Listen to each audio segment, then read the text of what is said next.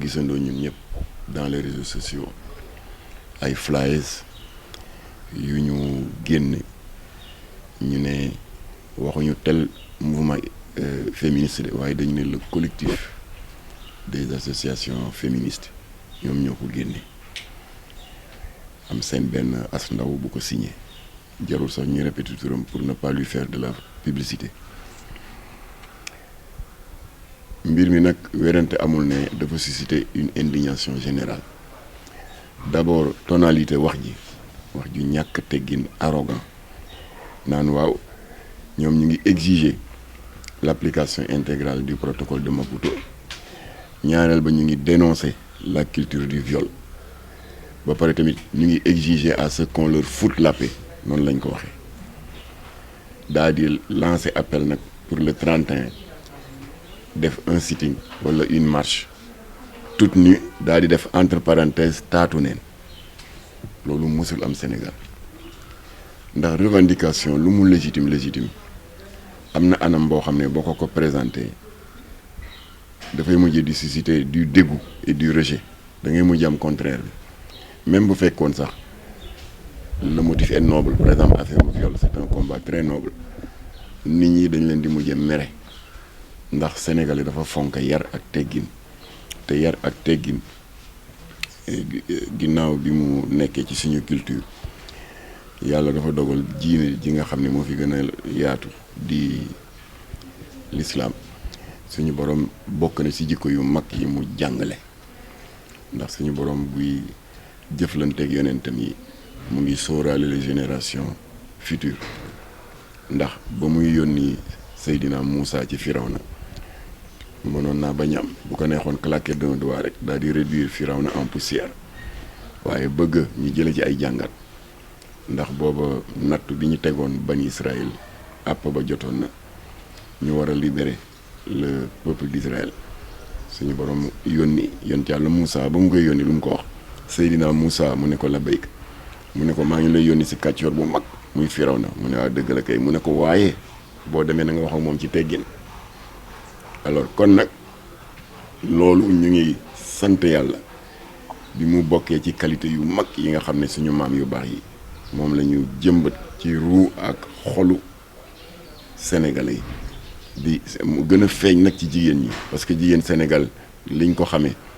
mooy pudeur dañu bari kersa dans leur écrasante majorité li ñu leen xamee mooy dignité muy jom kersa ak teggin vraiment loolu c'est la marque de fabrique de la femme sénégalaise ñii nag jóg daa di taraxlaayoo li gën a yées ci jikko mooy roy dàq Senghor ndeysaan le grand président poète président daan na wax ne di roy ci culture jàmbur aayul bu fekkee la ngay jegaani lu positif la mais malheureusement suñu féministes yi suñuy roy dañuy xool lu gën a yées ca ña ñuy roy jël loolu indi ko voilà mooy le nudisme moom moo xew léegi yematuñu rek di def la promotion yàq biir yematuñu rek di def la promotion jigéen góor waru koo yilif ak góor waru koo kàddoom waru koo féete kaw ak yemuñu ci loolu léegi ñu ngi def la promotion du nudisme alors léegi nag ñoom nee nañ dañuy poser des points de revendication ci loolu lay bëgg tontu point par point nee nañ protocole de Maputo bi la ñu bëgg ñu exiger ñu appliquer ko sénégalais yi yàgg nañ di ko dégg ci làmmiñu féministes yi ba dafa mujjee booy seen nopp te ñoom duñu ko leeral mukk protocole de Maputo lan la benn document bu pays africain yi xaatim le 11 juillet 2003 ca Maputo mooy capitalu Mozambique document boobu nag li ci ëpp li mu ittiwoo mooy sàmm àq ak yelleefu jigéen ñi aar njaboot gi ak protéger les enfants moo ko tax a jóg waaye lan ngeen di seetlu saa wu jigéen ñi yëkkatee kàddu di exiger l'application du protocole de Maputo qui pourtant comporte 32 articles waaye benn lañ ciy coppati mooy bi leen arrangé def ko seen cheval de bataille mu di ban l'article 14 du protocole de Maputo qui donne la possibilité aux femmes victimes de viol et d'inceste ñu jox leen la possibilité d'avorter ci loolu la ñuy langam faisant comme s'il y avait les 31 autres articles n'existaient pas man leen yéen a yey nëbb articles yooyu ndax dans leur écrasante majorité articles yooyu dafa safaanoo totalement ak suñuy xar baax ak suñuy valeur benn laa ci cité article 6 lan la wax nee nañu les États signataires du présent protocole sont invités à encourager la monogamie comme étant la meilleure formule de mariage dégg mës nga dégg jigéen ñi wax ci duñ ci wax de kan mooy ñeme ñëw fii di def promotion ne monogamie la ñu bëgg a imposer mu nekk loi ñu interdire polygamie ñeme nañ ko noonu la ñu def nëbb yi ci des yëpp protocole boobu baaxul parce que ba ñu koy signé état bi tàgguwul ñamu war a waxal d'abord kilifa diine yi ensuite ñi nga xam ne dañu am un statut représentatif de la société sénégalaise waxtaanul ak kilifa aada yi waxtaanul ak presse bi waxtaanul ak askanu Sénégal état rocceeku na rek dem signé ko féministes yi nag ne voilà ku signer une convention internationale d'après le droit international ça doit s'appliquer ça doit s'imposer à la législation interne d'accord comme ça parce que état signé na ko rek ak musiba bu mën di nekk ci biir ça doit être imposé à la législation locale parce que état bi signé na ko ma ne leen ana la convention de Genève amu fi woon benn ministre bu Abdoulaye Wade c'était en 2009 bu rocceeku dem à la conférence de Genève ñu wax ne signé na lu ñu tuddee non pas protocole de Maputo mais l'appel des 66 mu di benn pétition boo xam ne Sarkozy président français de l'époque moo yónni woon sa secrétaire d'État aux droits humains suñu compatriote wala boog ex-compatriote c'est comme on veut ñu di ko wax Ramayad dem lëkkaloo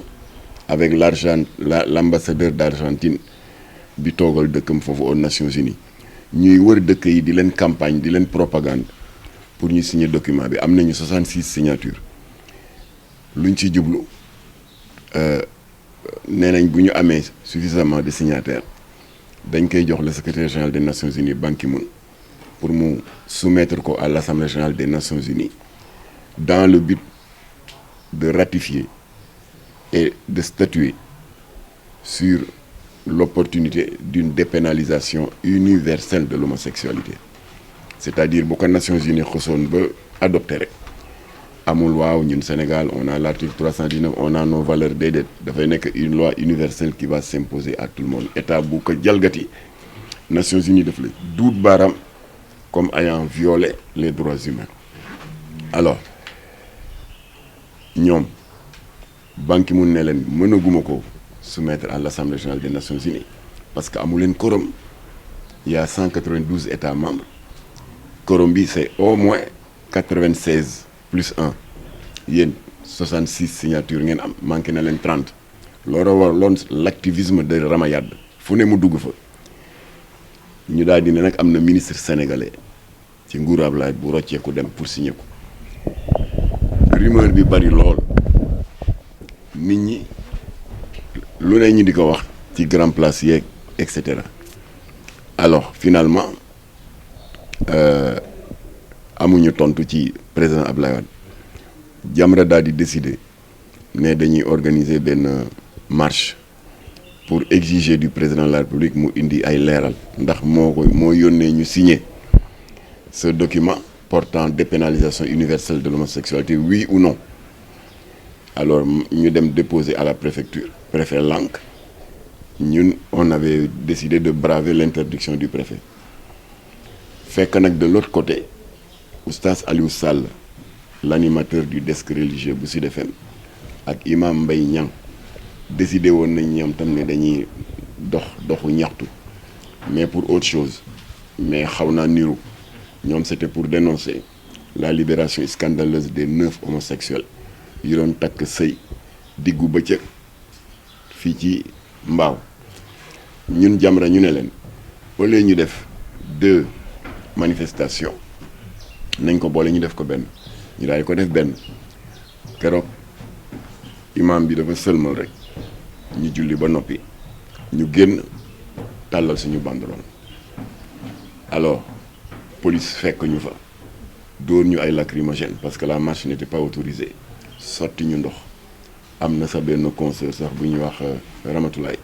caméra woman la fii ci groupe Excaf communication bu benn baas grenade bi mu ngi explosé à 0 mètre de ses pieds il y a eu une forte inhalation des gaz toxiques dafa xam Oustaz Aliou Sall moo ko capté pour ndong li bañ a dal ci goudron bi police fekkaat ñu fa ñu daw nag traversé Allée Papa Gueye Fall dem ci weti école ba man nii maa jël micro bi te booba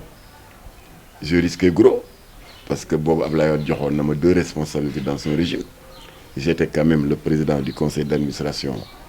du centre international du commerce extérieur CICES ñu gën koo xam ci foire avec presque un salaire ministériel joxoon na ma tamit une responsabilité politique parce que j'étais le porte-parole de la mouvance présidentielle maanaam position bi Seydou Gueye am tey ci Benno Bokk Yaakaar wala El Malick ci Pastef position boobu laa amoon waaye ñun suñu Benno Bokk Yaakaar mu ngi tuddoon CAP 21 convergence des actions autour du président de la République pour le 21e siècle le vice-président de l'Assemblée nationale Iba Der Thiam nekk coordonnateur bi man ma nekk porte-parole bi maa ngi woon ak ñaari responsabilités yooyu waaye ba nga xam ne dara desul lu dul défendre nos valeurs quand nos valeurs étaient menacées dama fab teraanga àdduna yooyu yëpp devant tout le monde sànni ko fële jël micro bi ñu jàkkaarloo Abdoulaye Wade ne ko est-ce que yaa yónni oui ou non benn ministre à Genève pour que mu signe l'appel de 66 ndax Sénégal adhéré à cet appel pour une dépénalisation universelle de l'homosexualité police exuat waaye nag suñu message jàlloon na le lendemain nag président Abdoulaye réagir dal di yónni Mouhamadou Bamba Ndiaye le ministre en charge des droits humains des affaires religieuses yónni soxna Koumba Gaye ministre en charge des droits humains ñoom ñaar ñoo def benn point de presse commun daal di weddi ba tëdd ci suuf ne Abdoulaye Wade yónniwul kenn te du yónni kenn waaye terewul le lendemain Jamra dóoraat beneen bomb ne leen même bu doon am na ñu mu yónni ñooñu buñ ko signé ba ñëw ñoom lañ koy appliquer ak seen njaboot parce que la convention de Genève est inapplicable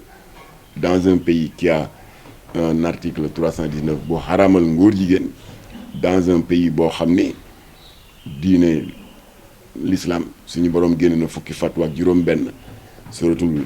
tawba suratul anfal suratul ankabut suratul anbiya 16 fatwa bu gën a tar sa morom nga ne bii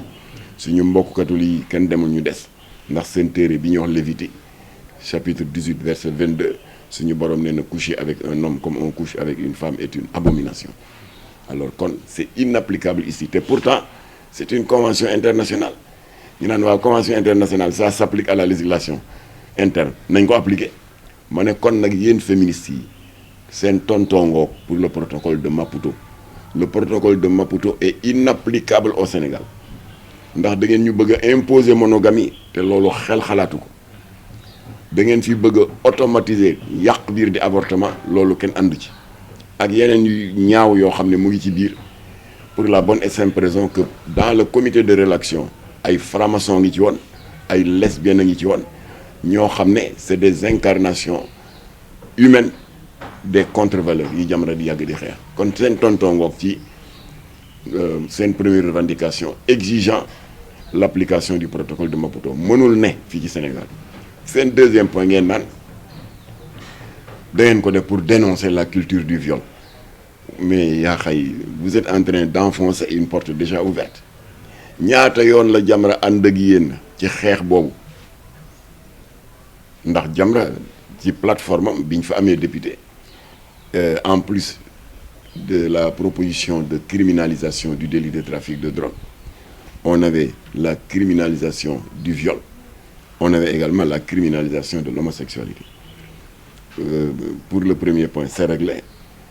la loi 7-31 du 30 novembre 2007 les députés de l'opposition et de la majorité def nañ bloc autour du député de Jamra Abdou Latif Gueye ba loi ba jàll na léegi yamba ji cannabis bi jógee Mali lopito bi jógee Nigéria brown bi jógee Ghana ak cocaïne bi ak yeneen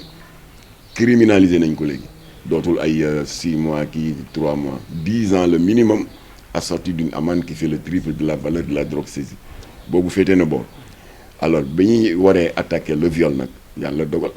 Latif a eu cet accident mortel ba mujj ko eggali assemblée alors moo tax nag ñun ñu jël affaire bi di xool yeneen bunt waaye yàlla dogal mouvement féministe itam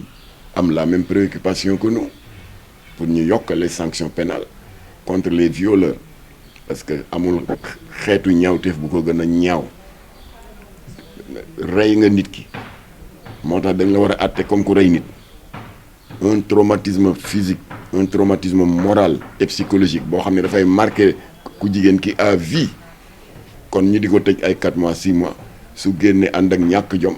di romb sax sa koñ ba ndaw si dëkk mel ni ñu leen di kokkali looloo fi amoon ñu ne kon nañ ko criminaliser 10 ans minimum waaw ñun Jamra nag mënoon nañ continuer suñu xeex comme ni ñu amee ndam ci criminalisation drogue bi waaye dañu ne au lieu ñu nekk fi di wujjante ak yéen féministes yi nañu boole suñu doole looloo waral tous les sittings yi ngeen woote Jamra était à vos côtés on a les vidéos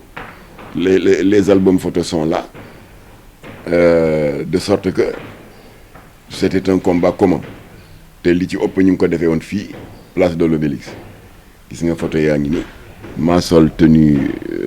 rappeur bi ak casquette bi parce que il faisait chaud dafa naajoon foofa ca place de l'Obélisque maa ngi nii ba tey. photo yi ak image yi nga xam ne moom lay génne ni incha allah dinañ ko jàllale si image yi yéen ñëpp ngeen daal koy gis bu soobee yàlla. Jamra avec les mouvements féministes. kon ñoom kay ñoom duñu suñu ay noon elles ont des combats très nobles surtout le viol bi daan yi dafa néewoon lool ay 4 mois ki 6 mois ki 1 an ñu ànd ak ñoom xeex ba def pression ci Macky Sall ba mujj gi le président de la République ànd ak ñun daa di wax ni au lieu ñu di ko def benn proposition de loi muy topp le circuit classique et que ça allait prendre du temps Macky Sall moo ne bàyyi leen état bi jël ko en charge au lieu mu nekk proposition de loi comme ça mu nekk projet de loi alors ñu daal di d'accord féministes yi d'accord Jamra d'accord Macky Sall la jël ko yóbbu ko conseil des ministres adopté ko jébbal ko assemblée voté ko à l'unanimité mu di la loi 2020-05 du 10 janvier 2020 qui criminalise désormais le viol 10 ans minimum te 10 ans yi ça peut être assorti d'une réclusion criminelle à perpétuité bu fekkee ndaw si dafa ñàkk bakkanam ci agression sexuelle boobu c'était le cas notamment yàlla na yàlla beesalaat yërmandeem ci moom soxna Binta Camara bu Tambacounda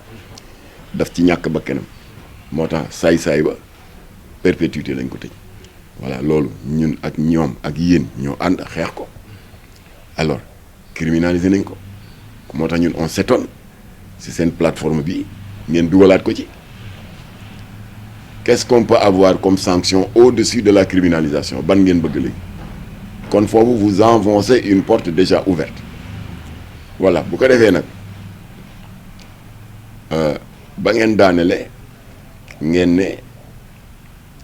vous voulez qu'on foute la paix loolu sax tegginiwul ba man gis naa des gens qui avaient déjà un peu de sympathie ci seen revendication mais ba ngeen yëkkatee ce propos arrogant xooluñu sax li ci des et enfin la goutte d'eau qui a fait déborder le vase te mu indi indignation dans les réseaux sociaux et au-delà parce que ñu ngi koy waxtaanee ci grand place yeeg transport en commun yi ak ci këru diine yi parce que démb ba tey maa ngi jokkoo ay kilifa ci Touba ak Tivaouane ak Ndiassane Thiénaba Niassène Medina Baye Layène ak famille omarienne naqar bi benn la mooy bi ngeen daanelee nag ne léegi nag pour lii yëpp ngeen mën ci am ndam ne ngeen yéen a ngi voté le 31 benn manifestation boo leen tuddee Freedom Day jour de la liberté et que yéen a ngi demandé jigéen ñi bu ñuy ñëw de venir toute nue après ngeen defal seen bopp ci flyers bi entre parenthèses taatu neen kon yéen a ngi voté benn sitting taatu neen léegi nag ñu ngi leen di xaar ñun waa Jamra dinañu xool ndax yéen a moom réew mi wala déet parce que loi yi fi nekkoon jamono bi fi Macky Sall la nekkee ak Abdou Diouf ak Abdoulaye Wade code pénal boobu moo fi ne ba tey ci nguuru Macky Sall ak Sonko ak Diomaye te réeréwu leen mbir nii am na ñu leen fi jiitu def yu mel nii ci anam yu wuute yoon dal seen kaw Jamra moomul yoon waaye ñun dañuy jël li ñu yoon may c'est l'article 318 et 324 du code pénal sur l'attentat à la pudeur et l'outrage public aux bonnes mœurs